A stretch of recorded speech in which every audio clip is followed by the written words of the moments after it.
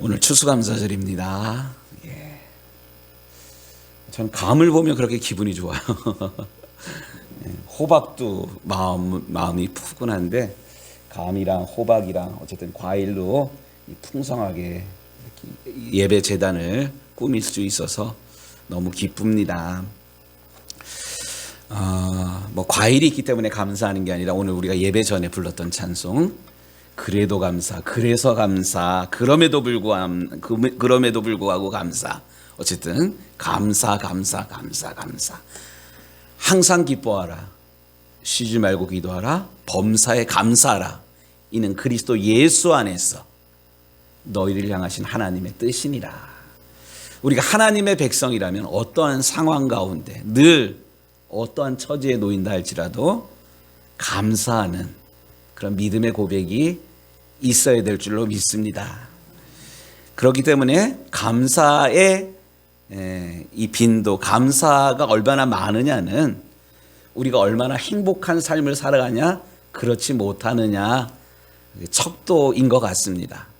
뭐 돈이 많다고 행복한 건 아닌 것 같아요. 감사. 이 감사하는 사람은 얼굴이 사실 다르거든요. 표정이 다르고 말이 다르고. 돈이 아무리 많으면 뭐예요? 아무리 높은 자리에 올라가도 뭐예요? 불평하고 뭐 비교하고 뭐 이러면 비참해요. 사람 인생이. 그런데 이 감사라는 게 신앙생활에만 적용되는 그런 게 아니라 인간관계에도 그대로 적용이 됩니다. 아내에게 고마워하고 부모님에게 고마워하고 건강하게 자라준 아이들, 아들, 딸들에게 고마워하고 함께 신앙생활을 하는 옆에 있는 권사님에게 고마워하는 이런 마음이 있는 것. 이게 구원받은 우리들의 모습, 구원받은 우리가 인간관계를 펼쳐나가는 그런 내용이지 않겠습니까?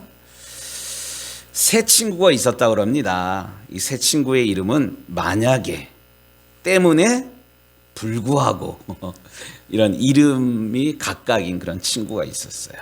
만약에라는 그런 친구, 나에게 멋진 선물을 주니까, 그렇기 때문에 나에게 만약에 멋진 선물을 준다면, 나랑 결혼을 해준다면 내가 고마워할 거야. 이 만약에라는 친구는 늘 인간관계가 if예요. 조건적이에요. 조건적. 또 때문에라는 그런 친구는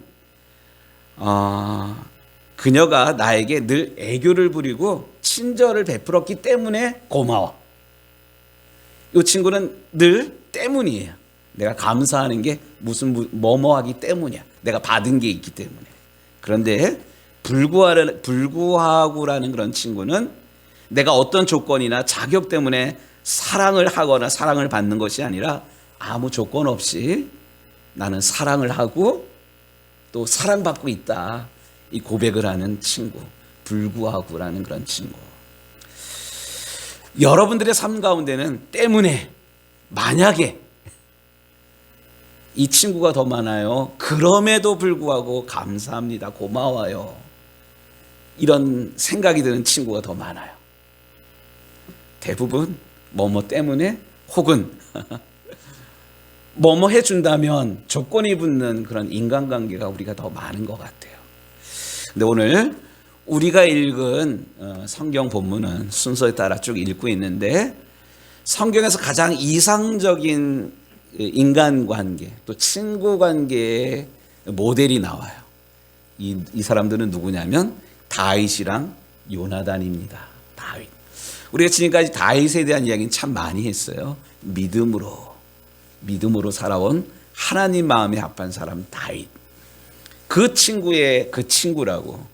친구를 보면 그 사람의 됨됨이를 알 수 있는 것처럼 다윗의 정말로 오늘날 애들식의 표현, 베프, 소울 프렌드. 정말로 친구였던 요나단도 다윗 못지가 않습니다. 요나단이라는 이름의 뜻은 여호와께서 주셨다라는 신앙의 이름입니다. 또 사울왕의 장남이었고요. 원래 계획대로라면 사울왕 다음에 이스라엘의 두 번째 왕이 될 사람이에요. 그렇기 때문에 사울 왕은 자기의 맏아들 요나단에게 1000명의 군사를 줘서 나라를 또 사람을 다스리는 그런 훈련을 시켰던 것 같습니다. 하지만 이스라엘을 쳐들어온 군대가 블레셋이 워낙 큰 나라입니다. 이 블레셋에 비하면 이 이스라엘은 해변의 모래알같이 보잘것없는 아무 힘없는 그런 나라였습니다. 나라의 형태를 갖춰가는 그런데 이때 요나단이 어떻게 합니까? 자기의 병기를 드는 소년과 함께, 그때는 뭐 무기가 많았던 그런 게 아니라 칼 한 자루를 들고 적진으로 들어갔어요. 왜 들어갔습니까? 여호와의 구원하심은 사람의 많고 적음에 달리지 아니하였느니라. 오직 믿음으로 이렇게 나갔던 그런 거예요. 결국 하나님께서 이런 요나단을 사용하셔서 위기에 빠진 블레셋의 공격을 막을 수가 있었습니다. 그러고 보면 요나단은 참 신앙이 제대로 된 그런 사람이었습니다. 그런데 뜻하지 않게 블레셋이라는 나라가 더 많은 군사를 거느리고 쳐들어왔을 때 이스라엘은 워낙 약했기 때문에 막을 수가 없었어요. 그때 소년 다윗이 하나님을, 이스라엘이 믿는 하나님을 모욕하는 골리앗을 무찌르지 않습니까? 너는 칼과 단창으로 나오지만 나는 네가 모욕하는 만군의 여호와의 이름으로 나가노라. 그리고 사용한 게 뭐예요? 물매일돌, 짱돌이에요. 짱돌 하나를 가지고 골리앗을 무찌릅니다.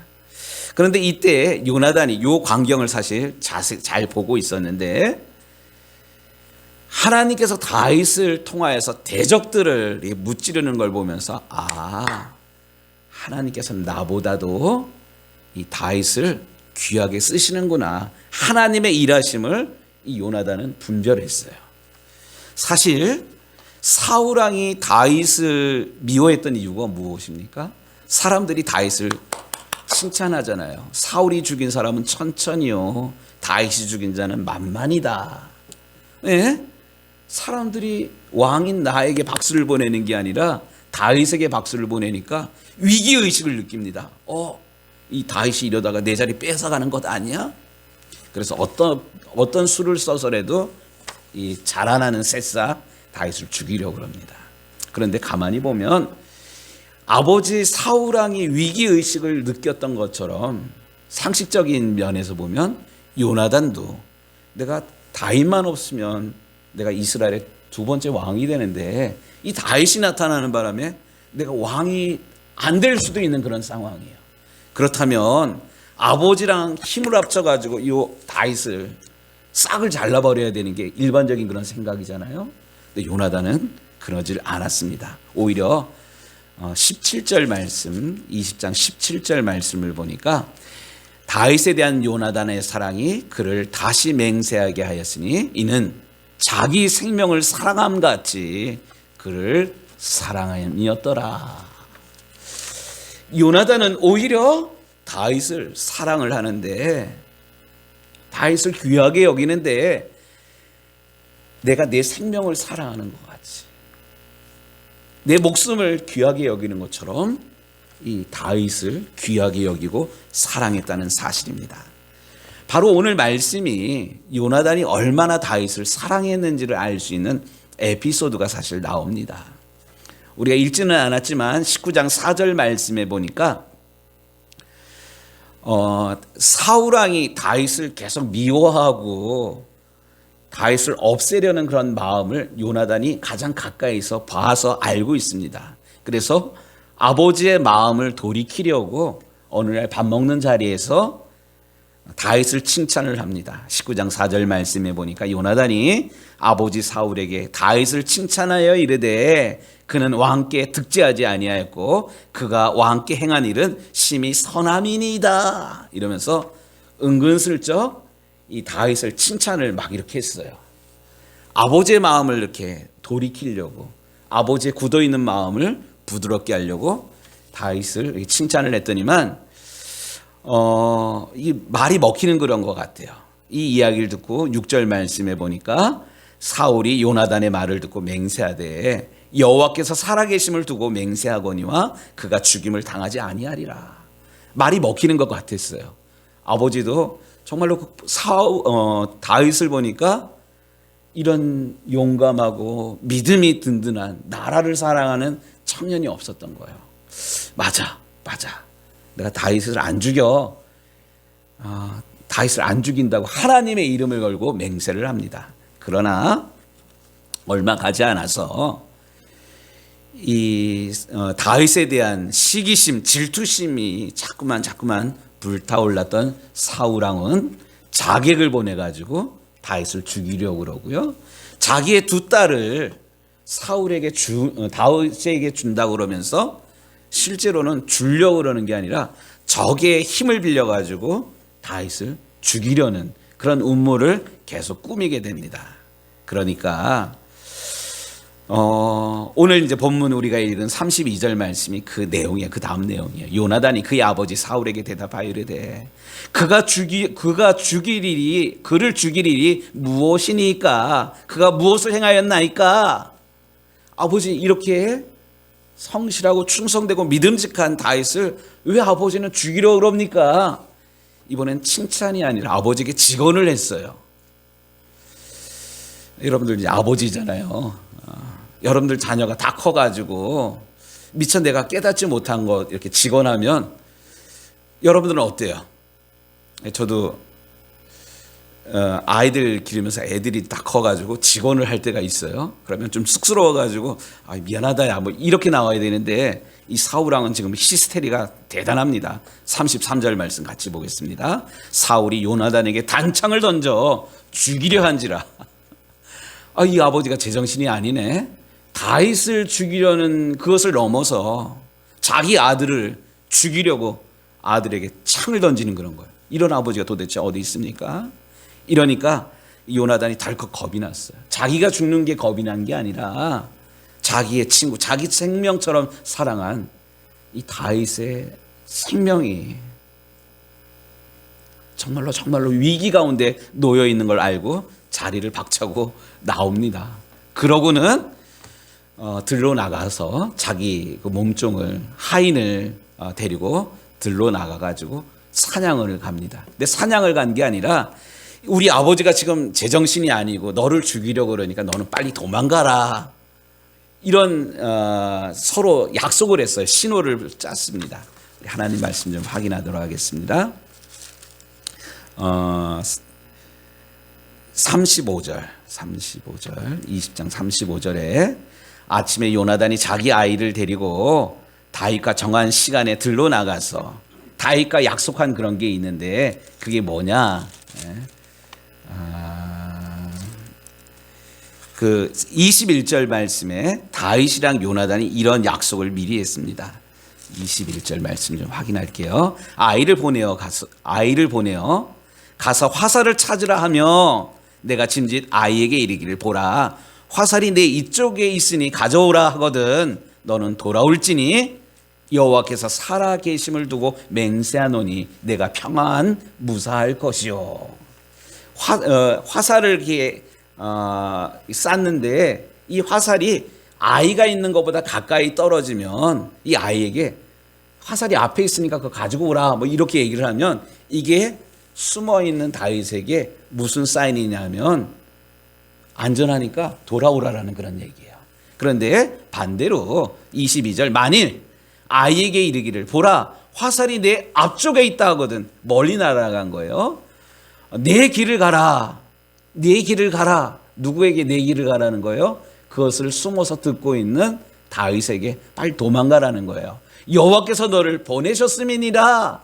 이렇게 미리 다윗이랑 요나단이랑 이렇게 약속을 하고 서로 작전을 짠 그런 거예요. 그런데 실제로 아버지가 자기를 향해서 창을 던지는 이 상황이 이 보통 상황이 아니에요. 그러니까 그 다음날 아침 일찍 일어나가지고 요나단이 자기 아이를 데리고 정한 시간에 들로 나가서 화살을 쏩니다. 근데 화살의 내용이 어떤 내용입니까? 37절 말씀, 우리가 오늘 읽은 본문 말씀 가운데 아이가 요나단이 쏜 화살이 있는 곳에 이를 즈음에 요나단이 아이 뒤에서 외쳐 이르되 화살이 내 앞쪽에 있지 아니하냐. 지체하지 말고 빨리 다른 줄 알아. 빨리 도망가라는 거예요. 누가? 다윗이. 그런데 요나단이 한 말대로 몸종이 그 화살을 주워 가지고 오니까 39절에 그 아이는 아무것도 알지 못하고, 왜 알지 못해요? 이건 다윗이랑 요나단만 아는 약속이에요. 요나단과 다윗만 그 일을 알았더라. 그러니까 이 아이는 요나단이 집으로 가라 그러니까 무기를 들고 집으로 갑니다. 드디어 41절에 아이가 가매 다윗이 곧 바위 남쪽에서 일어나서 땅이 엎드려 3번 절한 후에, 이제 아이가 돌아간 다음에 자기의 목숨을 살려준, 그리고 자기를 안전하게 보내주는 요나단 왕자에 대한 그런 고마움이 있었고, 친구에 대한 정말로 원수이지만 원수로 여기지 아니하고 친구처럼 여겼던 요나단 왕자에 대한 그런 감사한 마음, 고마운 그런 마음이 다윗에게 있었기 때문에 다윗은 3번 절한 후에 서로 부여잡고 입을 맞추고 헤어집니다. 그런데 그냥 헤어지고 잘 가라, 안전해야 된다, 이런 얘기가 아니에요. 42절 중반절에 보니까 여호와께서 영원히 나와 너 사이에 계시고 내 자손과 네 자손 사이에 계시리라 하였느니라. 이 두 사람이 헤어지면서도 정말 하나님 앞에서 하나님께서 너를 지켜주시기를, 나와 너가 약속한 이런 것들을 나와 너만의 그런 약속이 아니라 하나님께서 영원 무궁토록 내 자손이 너의 자손들을 지켜주고 너의 자손이 우리의 자손들을 지켜주고, 이런 약속을 하고 두 사람이 헤어지는 감동적인 이야기가 사실 오늘 본문 가운데 나오고 있습니다. 오늘 이 이야기는 가슴 아프지만 아주 감동적이고 따뜻한 이야기입니다. 여러분들에게는 인생을 살면서 이렇게 삶을, 어려움을, 또 먼 길 떠나면서 내 가족들을 맡길 수 있는 친구가 여러분들에게 과연 얼마나 있습니까? 이런 친구들이 또 뭐 고향 친구, 회사 친구가, 그런 친구가 있었으면 좋겠지만, 또 우리 신앙생활하는 우리 가운데 정말로 영적인 그런 소울 프렌드들이 많아지는 우리 유정교회 성도들이 되기를 주의 이름으로 축복합니다. 그런데 우리의 육신적인 그런 친구, 대신 때로는 배신도 당하고 마음 속상하기도 하고, 이것이 인간 세상을 살아가면서 우리가 친구 관계 속에서 당하는 그런 어려움들인데, 이런 다윗과 요나단의 이 친구 못지않는 그런 친구가 사실 우리에게 있습니다. 요한복음 15장의 말씀에 보니까 우리 예수님이 이런 말씀을 하십니다. 이제부터는 너희를 종이라 하지 아니하고 친구라 하였노니. 아멘. 우리 예수님이, 하나님의 아들 예수님이 우리를 종이라고 안 그런대요. 종이라고 안 그러고 뭐라 그런대요? 우리를 친구라 그런대요. 할렐루야. 우리 예수님이, 만왕의 왕 되신 예수님이 연약하고 흠 많고 부족투성인 나를 친구라고 여기시고 또 그렇게 사랑하신다니 얼마나 이게 위로가 됩니까? 뿐만이 아니에요. 예수님 말씀하신 15장 13절에 보니까 사람이 친구를 위하여 자기 목숨을 버리면 이에서 더 큰 사랑이 없나니. 여러분들 오랜만에 친구 만나면 오늘 내가 식사 대접해야지 뭐 이런 생각들을 하잖아요. 이 친구 오랜만에 만났는데 뭔 선물을 사줄까 뭐 이런 생각도 하고 그러잖아요. 그런데 아무리 친구가 좋고 그렇지만 친구를 위해서 내 간 하나를 양보한다. 우리 이삼정 성도님, 이 가능할까요? 우리 정현 선생님, 친한 친구가 있어. 친구가 아파. 그러면 난 간이 2개잖아. 하나 띄워줄 선택 가능할까요? 이거 쉽지가 않아요. 근데 예수님 무슨 말씀을 하시냐면 친구를 위하여 자기 목숨을 버리면 이에서 더 큰 사랑이 없느니라. 근데 예수님이 말씀만 하신 게 아니라 예수님 실제로 죄와 사망에 빠질 우리를 구원하기 위해서 예수님, 죄 없으신 예수님 십자가에 죽기까지 우리를 사랑하셨습니다. 제가 성경 66권 가운데 가장 좋아하는, 개인적으로 좋아하는 말씀이 있어요. 요한복음 13장 1절 말씀이에요. 자기의 사람을 사랑하시되 끝까지 사랑하시니라. 우리 인간관계에서는 뭐 좋을 땐 좋아. 근데 마음 틀어지고 그러면 바뀌는 게 우리 인간관계예요. 건강할 때, 나에게 이득이 될 때는 좋은데 끝까지 가기가 쉽지가 않아요. 근데 우리 예수님 우리를 사랑하는데 자기를 사랑하시되 끝까지 사랑하시니라. 왜 그렇습니까?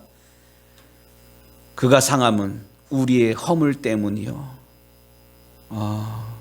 그가 채찍에 맞음으로 우리가 평화를 누리고 그가 징계를 받음으로 우리가 나음을 입었도다. 우리를 죄악과 사망으로부터 구원해낼 다른 방법이 없기에 하나님의 아들 독생성자 예수님이 우리를 위해서 죽으셨다는 사실이에요. 그때 우리가 완벽해서 흠이 없어서 예수님께서 사랑할 만한 충분한 자격과 조건을 갖췄기 때문에 사랑한 게 아니에요. 우리가 아직 연약할 때, 우리가 아직 죄인 되었을 때, 우리가 아직 원수 되었을 때에 하나님께서는 그의 아들 예수 그리스도를 주기까지, 아들 예수 그리스도는 말씀하신 것처럼 자기의 목숨을 우리를 위해서 주기까지 우리를 사랑하셨습니다. 이거 다른 이론이나 논리가 아니에요. 오직 은혜로, 받을 자격이 없음에도 불구하고, 조건이 안 됨에도 불구하고 하나님은 여전히 우리를 사랑하셨다는 사실이에요.